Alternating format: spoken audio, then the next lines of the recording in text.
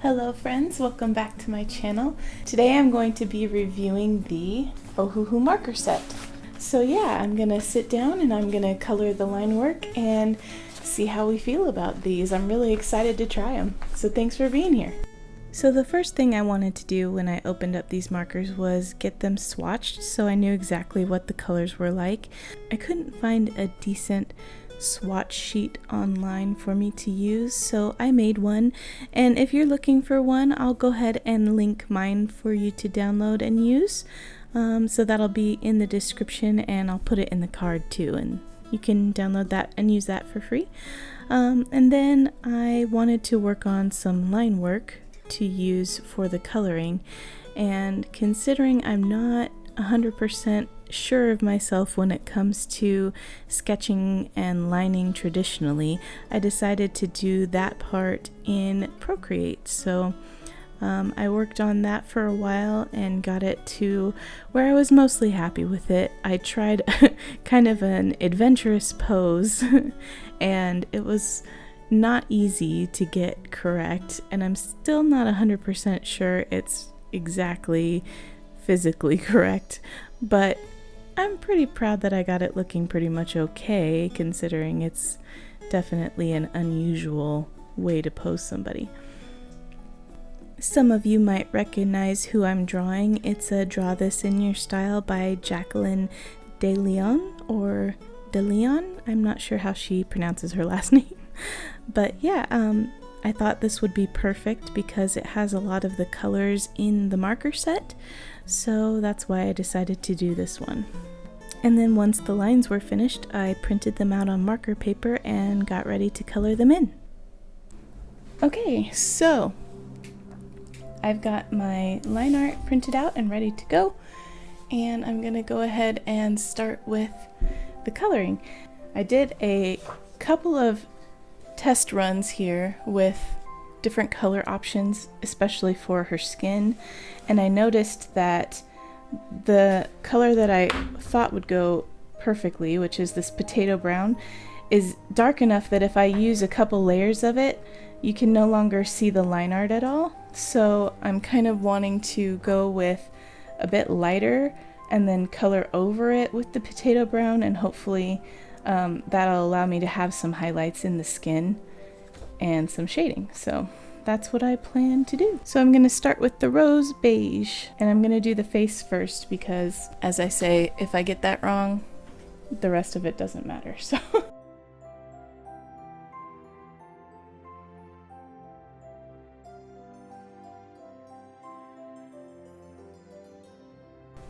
one thing I'm noticing is that since I have used the Express It blending card in between my last marker piece and now, this paper is a lot less smooth than that, and I think that does contribute a lot to the blendability of markers, and it just makes me want to get some blending card, or Bailey J talks about the hammer mill, which is basically Express It blending card. So I want to get some of that and try it out and see if I like it better.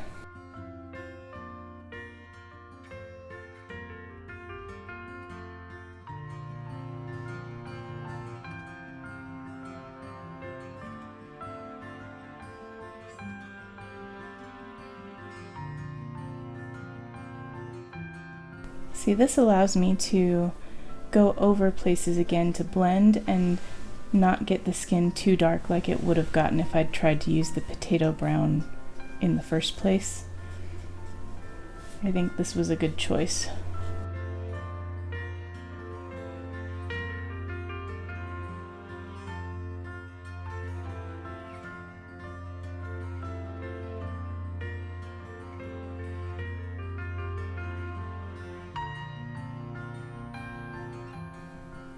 Now the original has very vivid highlights in her cheeks, just vivid colors overall, so I'm going in with that next, and I'm hoping I can get it blended out quite nicely. And I do know that there's a limit to how much my paper will take so I have to be careful with my blending. So now I'm going to try some tip-to-tip method here, see if I can get the edges a little bit better blended. So I'm just using my Salmon Pink and doing a tip-to-tip with the deep red so that it's easier to blend those out, and it's working perfectly. So her eyes in the picture are a very deep purple. I'm going to start with this one and see how it goes.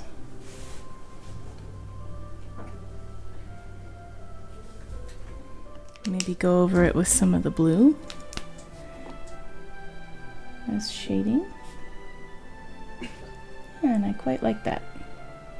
I might even go in and color the pupil with some black later. I've printed the line art in different colors because I thought it might be fun to have that color gradient going on, but I figured the parts where it needed to be darker I could go in with a liner later.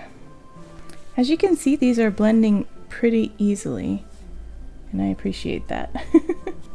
Okay, I think the face is pretty much done for now, so I'm going to move back into the skin on her arms. I'm not being too careful with the edges this way because I know that the knee will be the same color, but I also don't want one part to be darker because I went over it more times, so just being aware. And as you can see, I am getting around these really delicate details fairly easily. So I'm doing my best to keep in mind where the lighting will fall. The lighting's kind of coming from this direction. And starting lighter allowed me to really go over everything a couple of times.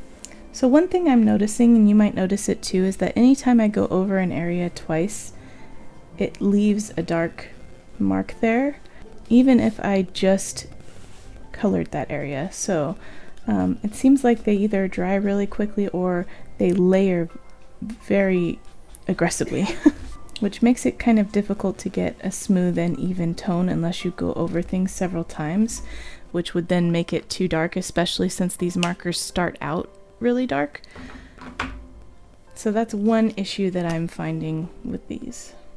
And I don't know if that's the same for all markers, because like I said, I'm not super experienced with markers, but I will say that when I recently tried the Spectrum Noir markers for the Jazz's Jazzy art box, they didn't do that quite so much. You could kind of blend them into themselves without having to go over it several times. Okay, and that's the skin. I think I'll go ahead and work on the hair next.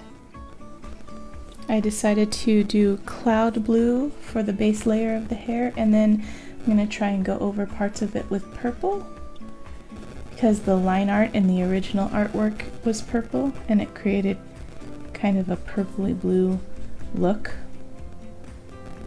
I'm going to try to leave an area of shine here in the bangs. I might not end up leaving it completely white, but it'll allow me to maybe go in with a lighter color and blend that in later. I'm also going to leave it here in the bun. I'm doing my best to keep the hair strokes going in the same up and down direction the hair would go, just in case there's any streaking, it will look more like hair. Alright, and then the next thing I'm going to do is go to the parts of the hair that are the furthest in the background and just add some darker blue to those to make them really fade into the background. And I'm trying to be really careful here because these are very small areas and this is a very dark color. So you can see, even though this blue is much darker, that lighter blue blends it out pretty well without too much difficulty.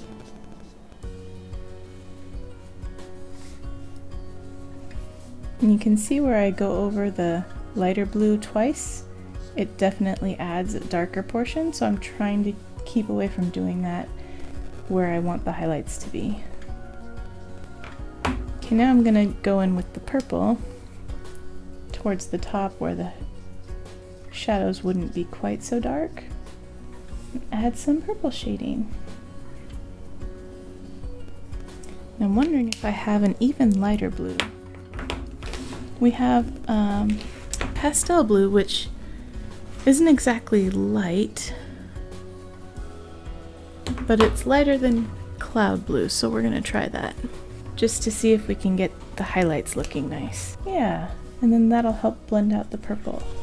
I'm noticing it really helps to have a color that's lighter than the base color, just so that you can blend the base color out when you need to. And that's not something I anticipated, but I'm noticing I'm using that technique a lot, because when I add the purple and I go over it with the base color, it makes everything too dark. But if I add the purple and go over it with this lighter color, it kind of blends into the base color and complements everything. I'm really liking the shine we're getting with that technique for sure. I'm wondering if the purple will do anything down here. It does add some darkness. I just hope it adds a little vibrancy too. Really loving the mixture of colors up here. I think that came out really well. Try not to get too worried if I manage to get a lot of color in other places, because I'm hoping the next colors I put down will cover them pretty well, and so far that has been the case because these markers are so pigmented and just kind of saturated. They do tend to cover up mistakes pretty well, which I appreciate. And the next thing I want to do is go and do her nice sweater here, and I have picked out marigold and orange, and then of course back here on the hood where it's behind all that blue hair, I'll probably shade with the purple or the blue, because the light from the hair would be reflecting on the orange of the sweater. And the only unfortunate thing about this is it does kind of make the color of the hoodie pretty close to the color of her skin back there. So I'm going to try and add some purple and see if that does anything to help that. I think it's just going to make it darker and more muddy, but what can you do? I don't think it looks awful, it just desaturates it a lot. Maybe I can blend some of that out with the marigold. Yeah, these markers do a pretty good job of covering up my mistakes, so that's good. Because my hand is not very steady, that's for sure. And, as you probably know because I've said it before, I'm not a very practiced traditional artist, so I'm hoping that'll, like, my muscle memory will grow over time and I won't make so many mistakes. I think I'm just not slow enough and careful enough because I'm used to digital art where I can just, you know, go back and erase the parts that I overcolored or undo if I need to.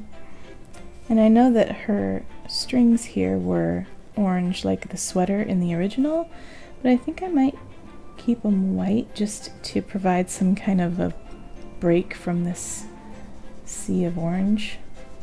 I really like this color. It's very juicy.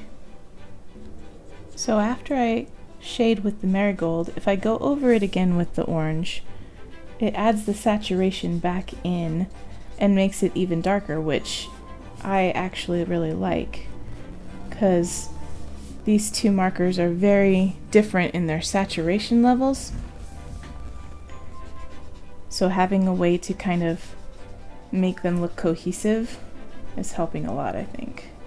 And again, I'm faced with needing to blend my original color into my original color, and if I just keep going, it's going to be too dark. So I'm trying this Salmon Pink, and so far I've used it for pretty much everything that's kind of brown and orange toned, and it has worked really well. It seems to be light enough that it does what I need it to do. Alright, if we're going top to bottom, I think next would be the bottoms, the shorts. So let's do that. And I had originally decided that Cloud Blue was going to be the base color, but I think I might have to do it that way so that I have a lighter color to go back in with, and that's the only lighter color. trying to be extra careful around the fingers because if I get blue on the fingers, I don't think that'll come out very well. I'm going to go in with this Pastel Blue and see if it provides enough of a shadow, but it's pretty light, so it might not. I think it's helping a little bit. What I like about it is that it's not changing the color tone of the shorts, which I want to be less pastel-y than the hair and more of the dark denim color that the original reference had. I guess not dark denim, but more like a turquoise teal denim. And I think this color, it's a really good choice as far as shading for these pants. So, okay, the stripes on her socks are the pink color.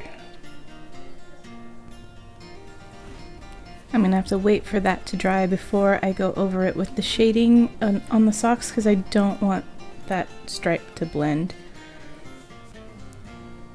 So with that, let's work on these skates.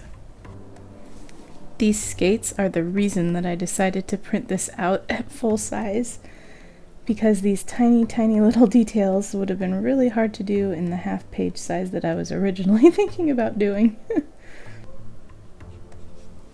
That doesn't look too bad.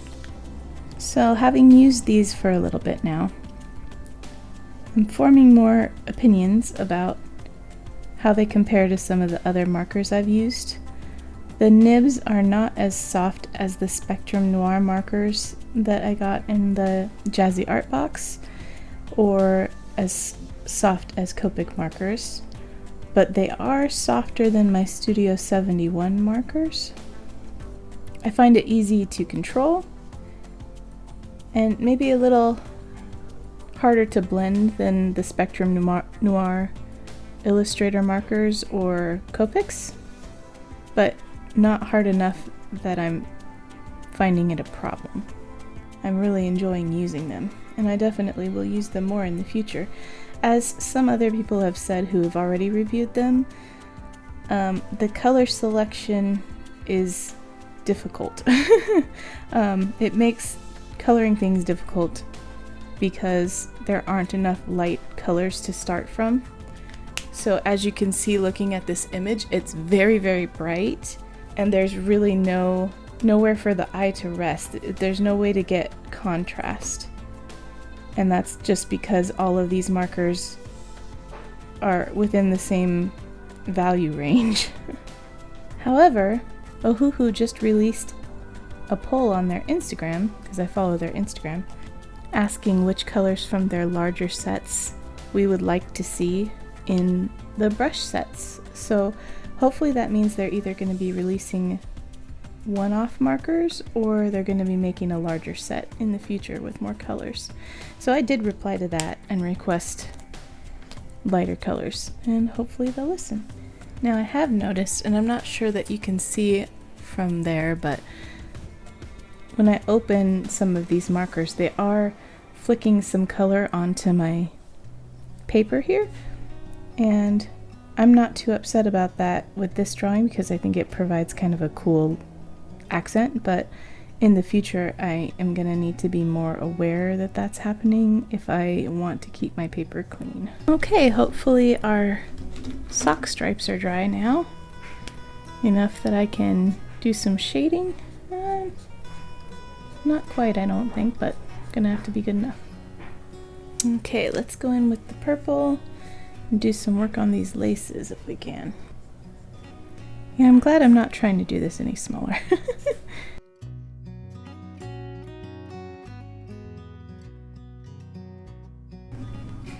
I feel like it needs just an extra layer of shading here.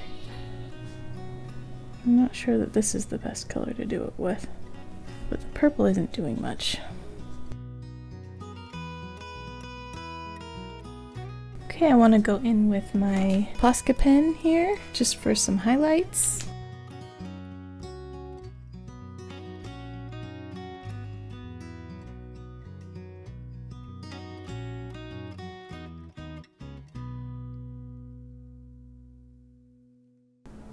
Okay, and with those few final touches, I think we are done. I am pretty happy with this result. Would have liked to been able to get some darker shadows, and maybe that's just me not knowing the best way to do that. This is probably my third marker piece, I think. Fourth. So that might be something that I can play around with more in the future, so I'm not saying that's OHUHU's fault, but I definitely had fun with this process for sure. I will be using these markers more in the future. I hope this review was helpful for you, or at least that you had fun watching me try these out.